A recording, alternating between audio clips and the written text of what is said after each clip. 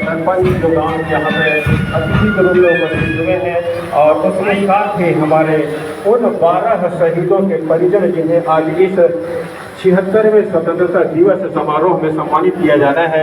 और उसके साथ ही मुख्य अतिथि महोदय का कारवां पहुंचता हुआ विशिष्ट अतिथियों की ओर और विशिष्ट अतिथियों से बढ़ते हुए अब अति विशिष्ट अतिथियों की ओर। और अब मुख्य अतिथि महोदय का काफिला सलामी मंच की ओर बढ़ता हुआ। देश की आज़ादी की आज 76वीं वर्षगांठ और हम सब के चेहरे हर्ष और उल्लास से खिले हुए। आज परेड में शामिल कुल 13 टुकड़ियां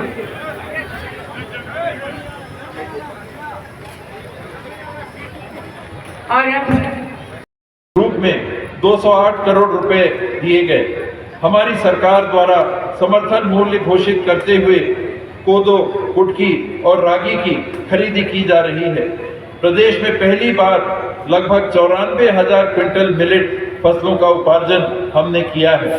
समर्थन मूल्य पर दलहन खरीदी का वादा भी पूरा किया गया, जिससे प्रदेश में दलहन उत्पादन को बढ़ावा मिलेगा।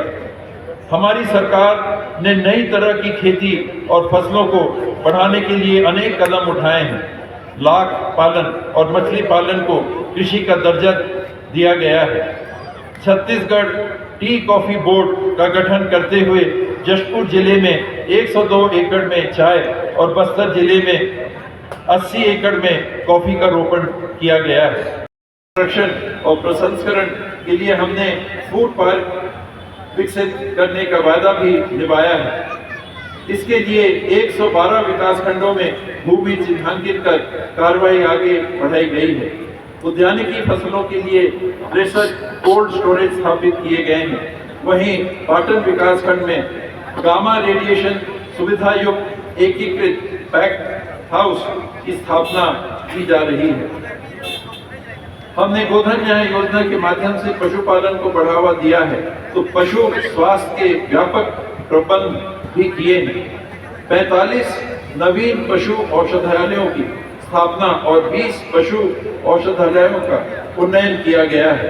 163 मोबाइल वेटनरी यूनिट, राज्य स्तरीय कॉल सेंटर तथा 28 जिलों में पशुओं को हिंसा से बचाने के लिए सोसाइटी का गठन किया गया है।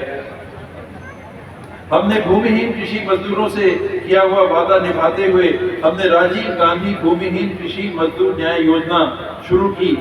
इसके अंतर्गत ग्राम पंचायत एवं नगर पंचायत में निवासरत भूमिहीन खेतीहर मजदूर, चरवाहा, बढ़ाई, लोहार, मोची पूर्ण किया गया है तथा शेष 2,12,701 आवासों के निर्माण हेतु हमने राज्य के नए बजट में 3,228 करोड़ रुपए का प्रावधान किया है। वहीं दूसरी ओर हमने वर्ष 2011 की जनगणना के बाद पात्र हुए परिवारों को भी चिंता की है। भारत सरकार द्वारा हमारे अनुरोध को नहीं माना गया तो हमने राज्य स्तर पर सामाजिक आर्थिक सर्वेक्षण कराते हुए प्रदेश की अपनी योजना लागू करने का वादा किया था। मुझे खुशी है कि यह वादा पूरा करते हुए हमने आवास न्याय योजना प्रारंभ कर इसके लिए प्रथम बजट प्रावधान भी कर दिया है। यह योजना भी हमारी सरकार की न्याय यात्रा का बहुत महत्वपूर्ण पड़ाव साबित होगी। श्रमिकों को बेहतर जीवन उपलब्ध कराने के लिए हमने अनेक क्रांतिकारी उपाय किए हैं। कारखाना अधिनियम के अंतर्गत सेवानिवृत्त आयु 58 से बढ़ाकर 60 वर्ष की गई। छत्तीसगढ़ श्रम कल्याण मंडल, छत्तीसगढ़ भवन एवं अन्य संनिर्माण कर्मकार मंडल तथा छत्तीसगढ़ असंगठित कर्मकार राज्य सामाजिक सुरक्षा मंडल के अंतर्गत 38,32,000 श्रमिकों का पंजीयन किया गया है। पंजीकृत श्रमिकों को बीमा, स्वास्थ्य, चिकित्सा, शिक्षा, कौशल उन्नयन, पारिवारिक जरूरतों आदि से संबंधित योजनाओं का लाभ दिया जा रहा है। लोकतंत्र की जड़ें मजबूत करते हुए निचले स्तर पर विकास में तेजी लाने हेतु हमने त्रिस्तरीय पंचायती राज संस्थाओं तथा नगरीय निकायों के निर्वाचित पदाधिकारियों का मानदेय, सुविधाएं तथा वित्तीय अधिकार बढ़ाया है। रोजगार के साधन जैसी तमाम बुनियादी अधोसंरचनाओं का विकास किया गया, जिसके कारण वहां शासन प्रशासन के प्रति विश्वास बढ़ा है।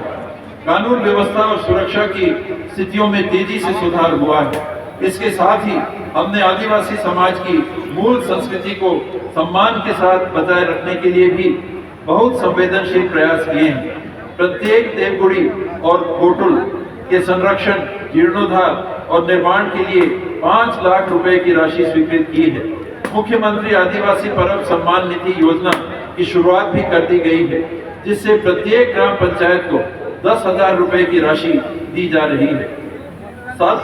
सार्वभौम पीडीएस हमारा एक बड़ा वादा था। मुझे ये कहते हुए खुशी है कि हमने 2 करोड़ 66 लाख लोगों तक पीडीएस को पहुंचाकर वर्ष 2011 की गणना के अनुसार 100% कवरेज कर लिया है। खाद्य सुरक्षा के साथ पोषण सुरक्षा को भी गति दी गई है। सभी जिलों में अंत्योदय, प्राथमिकता, एकल निराश्रित, निःशक्त जन राशन कार्ड धारियों, मध्याह्न भोजन योजना एवं पूरक पोषण आहार योजना के हितग्राहियों को आयरन, फॉलिक एसिड, फोर्टिफाइड चावल का वितरण किया जा रहा है। 124 करोड़ रुपए से अधिक की बचत हुई है। विभिन्न प्रयासों से संस्थागत प्रसव की दर 73.8 से बढ़कर 86.7% हुई है। मातृ मृत्यु दर 173 से घटकर 137 प्रति लाख हो गई है। कुष्ठ प्रभावित दर 7.72 से घटकर 1.7 प्रति हजार हो गई है। मलेरिया परजीवी सूचकांक 4.6 से घटकर 0.46% हो गया है। इस तरह हम स्वस्थ छत्तीसगढ़ गढ़ने का सपना भी तेजी से साकार कर रहे हैं। अच्छी शिक्षा विद्यार्थियों के मन के बंधनों को खोलती है तथा उन्हें आदर्श नागरिक के रूप में देश सेवा के लिए तैयार करती है। हमारी सरकार ने राज्य गठन के बाद पहली बार नियमित शिक्षकों की भर्ती का अभियान छेड़ा है, जिसके पहले चरण में 10,834 शिक्षकों की भर्ती की गई है। वहीं अब बस्तर तथा सरगुजा संभाग के लिए 12,489 शिक्षकों की भर्ती प्रक्रिया प्रचलन में है और उनके उत्साह में अभिभूत हो। हमने 4 नए संगीत महाविद्यालयों के साथ 71 नए महाविद्यालय प्रारंभ किए। सहायक प्राध्यापक, ग्रंथपाल, क्रीड़ा अधिकारी के पदों पर 1,533 नियुक्तियां की गईं। हमने प्रतियोगी परीक्षाओं के परीक्षा शुल्क माफ करने का फैसला लिया, जिससे 22,28,000 युवाओं की करीब 33 करोड़ रुपए की फीस माफ हुई है। व्यापम लोक सेवा आयोग, छत्तीसगढ़ राज्य विद्युत कंपनियों तथा स्वामी आत्मानंद स्कूलों में हुई भर्ती में से लगभग 42,000 युवाओं को नौकरी मिली है। शासन से वित्त पोषित विभिन्न निगमों, मंडलों, समितियों, विभागों में की गई भर्तियों की संख्या हजारों में है। हमने बेरोजगारी भत्ता देने का वादा भी निभाया, जिसके तहत 1,22,000 से अधिक युवाओं को लगभग 113 करोड़ रुपए की राशि बेरोजगारी भत्ते के रूप में दी गई है। 27,25,761 ग्रामीण परिवारों को घरेलू नल कनेक्शन का लाभ दिया जा चुका है। अब 2,72,114 हैंडपंपों, 4,540 नल जल योजनाओं, 2,182 स्थल जल प्रदाय योजनाओं तथा 12,737 सोलर आधारित जल प्रदाय योजनाओं के माध्यम से ग्रामीणों को पेयजल उपलब्ध कराया जा रहा है। जल जीवन मिशन के अंतर्गत मार्च 2024 तक छत्तीसगढ़ के समस्त 50,13,000 ग्रामीण घरों में नल कनेक्शन के माध्यम से 55 लीटर प्रति व्यक्ति प्रतिदिन के मापदंड से शुद्ध पेयजल उपलब्ध कराने का लक्ष्य है। 124 नगरीय निकायों में जल प्रदाय योजनाएं तथा 13 समूह जल प्रदाय योजनाएं पूर्ण कर जल प्रदाय प्रारंभ कर दिया गया है। छत्तीसगढ़ में उत्पादित होने वाली बिजली का लाभ हमारे प्रदेश के किसानों तथा आम जनता को नहीं मिल पाता था। हमने इस नीति को बदलते हुए प्रदेश को अधिक उत्पादन के साथ अधिक उपभोग वाला राज्य भी बनाने का निर्णय लिया। हमने हरेली, तीजा पोरा, माता कर्मा जयंती, छेरा पुन्नी, विश्व आदिवासी दिवस और छठ पूजा जैसे अवसरों पर अवकाश की घोषणा की। हमने हरपा पैरी के भार को राज्य गीत बनाया। छत्तीसगढ़ महतारी का चित्र जारी किया। छत्तीसगढ़ महतारी की प्रतिमा भी जिलों में स्थापित कराई जा रही है। राजकीय गमछा घोषित किया। अपनी संस्कृति के हर पहलू जैसे खान पान, लोक कला, मड़ई मेला को सम्मानित और प्रोत्साहित किया। ग्रामीण खेलकूद को बढ़ावा देने के लिए प्रति वर्ष छत्तीसगढ़िया ओलंपिक आयोजित करने की शुरुआत की। प्रति वर्ष आरती त्योहार को माटी पूजन दिवस घोषित किया। राम वन गमन पर्यटन परिपथ के रूप में 2260 किलोमीटर के क्षेत्र में मर्यादा पुरुषोत्तम राम के पदचिन्हों और लोक आस्था के प्रतीकों को संरक्षित करने का कार्य किया जा रहा है। ऐसे अनेक स्थानों पर निर्माण कार्यों का लोकार्पण भी किया जा चुका है। जगदलपुरी साहित्य पुरस्कार, हबीब तनवीर सम्मान, हुमान साहब सम्मान, लक्ष्मण मस्तूरिया सम्मान को भी शामिल करने की घोषणा से हमारी माटी के सपूतों के योगदान का चिरस्थायी बनाया जा सकेगा।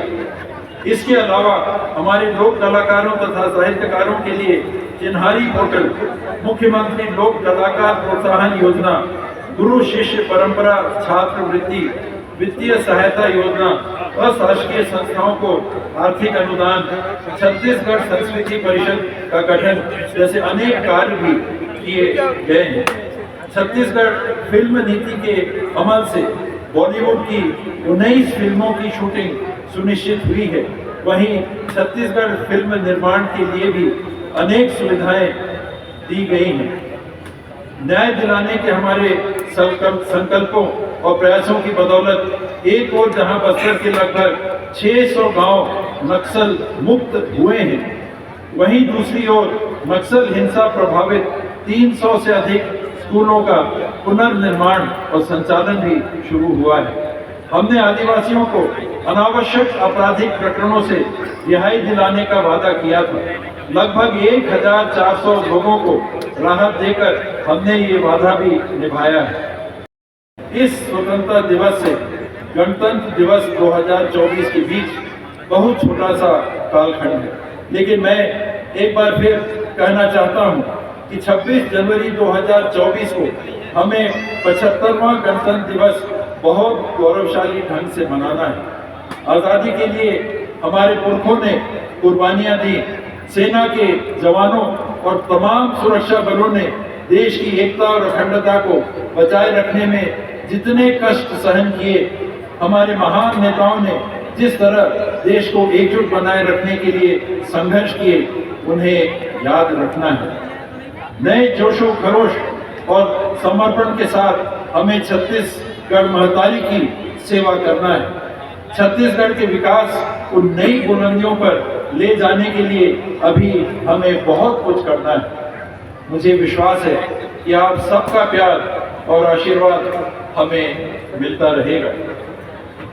छत्तीसगढ़ महतारी की जय। जय हिंद।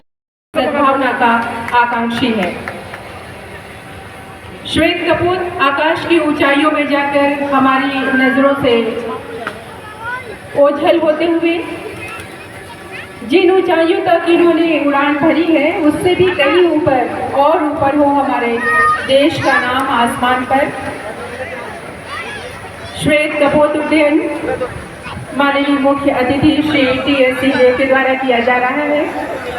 संस्कृति, शांति और समृद्धि के प्रतीक 3 रंग के गुब्बारा केसरिया हमारी संस्कृति का, शांति का प्रतीक है। और 13 टुकड़ियों के कमांडर से परिचय प्राप्त करते हुए माननीय मुख्य अतिथियों ने